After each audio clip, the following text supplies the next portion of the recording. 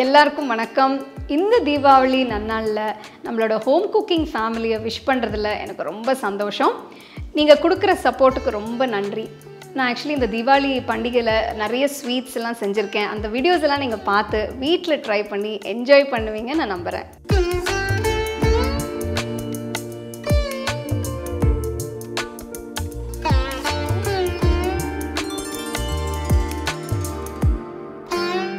இந்த தீபத் திருநாளில் உங்கள் லைஃப் நல்ல வெளிச்சமும் கலர்ஃபுல்லாகவும் இருக்கணும்னு நான் கடவுளை வேண்டிக்கிறேன். நம்ம எல்லாரும் பிரகாசமான ஒரு சிறந்த எதிர்காலத்தை நம்புவோம்.